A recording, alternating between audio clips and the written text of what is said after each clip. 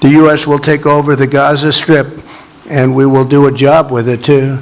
We'll own it and be responsible for dismantling all of the dangerous unexploded bombs and other weapons on the site, level the site and get rid of the destroyed buildings, level it out, create an economic development that will supply unlimited numbers of jobs and housing for the people of the area. Do a real job. Do something different. Just can't go back. If you go back, it's going to end up the same way it has for 100 years. दोस्तों आदाब नमस्कार, मैं अजहर शमीम और आप देख रहे हैं देश दुनिया में आज चर्चा करेंगे एक बार फिर से अमेरिका, इजराइल और फ़िलिस्तीन के बारे में। दोस्तों, अमेरिकी राष्ट्रपति डोनाल्ड ट्रंप का बयान आया है कि गाज़ा वासियों को गाज़ा छोड़कर चले जाना चाहिए और वो गाज़ा पट्टी को एक रिविएरा में तब्दील करना चाहते हैं, यानी कि एक टूरिस्ट डेस्टिनेशन बनाना चाहते हैं। उसके रीबिल्ड प्रोग्राम के तहत अभी नेतन्याहू का वहाँ दौरा हुआ और उनसे इस बात पर चर्चा हुई है। यानी इजरायली प्रधानमंत्री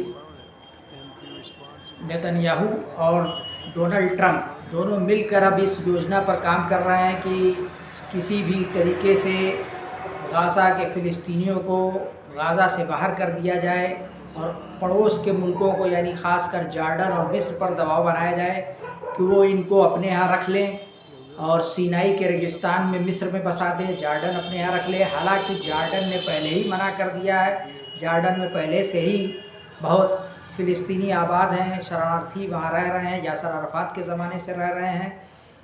तो अब वो और फ़िलिस्तीनियों को अपने यहाँ बसाने के लिए तैयार नहीं है। और मिस्र के राष्ट्रपति फ़तेह अल सीसी ने भी मना कर दिया है। उन्होंने पहले ही राफ़ा बॉर्डर पर अपनी फ़ौज तैनात कर दी है ताकि जो अभी बीच में जंग जब चल रही थी तो उसमें इजराइल खान यूनुस की तरफ गाज़ा वासियों को ढकेल रहा था, उत्तर से दक्षिण की तरफ, और ढकेलते ढकेलते उनको बॉर्डर तक ले आया था। और उसकी ये कोशिश थी कि ये गाज़ा के लोग भागकर मिस्र के सीनाई रेगिस्तान में चले जाएं और मिस्र इनको वहाँ पनाह दे दे, लेकिन मिस्र ने उनको वहाँ आने से रोक दिया। रफ़ा बॉर्डर पर उसने चेक कर दिया, वहाँ अपनी फ़ौज लगा दी और बयान भी दिया कि यहाँ किसी को भी आने की इजाज़त नहीं दी जाएगी। तो गाज़ा के भी जो लोग हैं वो भी मर जाएंगे, मिट जाएंगे, लेकिन वो अपनी ज़मीन छोड़ने को तैयार नहीं हैं। उन्होंने जो अभी बंदियों को रिहा किया है उसमें भी एक बंदी को उन्होंने समुद्र के किनारे स्टेज सजाकर रिहा किया और ये मैसेज देने की कोशिश की कि ये गाज़ा पट्टी जो समुद्र के किनारे बसी हुई एक लंबी पट्टी है वो बहुत ही खूबसूरत है। मौसम के एतबार से भी कम गर्म है, वहाँ जाड़ा भी पड़ता है, गर्मी भी पड़ती है, खुशनुमा मौसम है। तो लिहाजा वो अपनी इस धरती को, अपनी इस ज़मीन को छोड़ने को कतई तैयार नहीं है। और ये ट्रंप की नीयत ख़राब है। वो एलन मस्क के साथ मिलकर इसी योजना पर काम कर रहे हैं कि वो इज़राइल के ज़रिए से इज़राइल को वो ज़मीन सौंप कर वहाँ होटल्स बनाना चाहते हैं, रिज़ॉर्ट्स बनाना चाहते हैं और समुद्र के किनारे पूरा एक टूरिस्ट डेस्टिनेशन में इस इलाके को कन्वर्ट कर देना चाहते हैं। जाहिर सी बात है कि ट्रंप हो या एलन मस्क हो, ये एक व्यापारी हैं, बिजनेसमैन हैं, इनके लिए इंसानों की क्या कीमत है। ये 50,000 जो अभी शहीद हुए हैं, इसके बाद ट्रंप ने अपने इसी मकसद से इजराइल पर दबाव बना के एक समझौता कराया है जिसके ज़रिए से अब ये कैदियों की अदला बदली हो रही है, बंदी रिहा किए जा रहे हैं। लेकिन इसमें अब ट्रंप की नीयत बदल गई है। ट्रंप और एलन मस्क की योजना बना रहे हैं कि किसी भी तरीके से फ़िलिस्तीनियों को वहाँ से निकाल दिया जाए और यूएई और इजराइल और ख़ुद सऊदी को मिलाकर उनके ज़रिए से यहाँ इन्वेस्टमेंट किया जाए और इसको खूबसूरत टूरिस्ट डेस्टिनेशन में, एक पर्यटन स्थल में बदल दिया जाए जहाँ तमाम होटल्स होंगे, दुनिया भर से लोग घूमने आएंगे और अय्याशी करेंगे। लेकिन क्या ऐसा हो सकता है? क्या यह संभव है? क्या फ़िलिस्तीन के लोग जो अब तक अपनी ज़मीन के लिए इतनी ज़बरदस्त शहादत दे चुके हैं, 15 महीने से वो लड़ाई झेल रहे हैं, इसमें हमास के तो कम सिविलियंस ही ज़्यादा मारे गए हैं, हवाई हमला हुआ, मिसाइल्स फेंके गए, बमबारी हुई, उसमें उनके बच्चे शहीद हुए, औरतें शहीद हुए और उनके काफ़ी इंफ्रास्ट्रक्चर को नुकसान पहुंचा। उनका स्कूल, कॉलेज, मस्जिद, चर्च सब बर्बाद कर दिया गया। उनसे कहा जा रहा है कि जो कुछ तुम लोग बचे खुचे हो वो भी अगर अपनी जान बचाना चाहते हो तो यहाँ से निकल जाओ, कहीं और आबाद हो जाओ, उसके लिए हम लोग व्यवस्था कर देंगे, इंतज़ाम कर देंगे। लेकिन मुझे तो नहीं लगता है कि गाज़ा के लोग ऐसा करने को तैयार होंगे, वो कतई मानने को राज़ी नहीं है।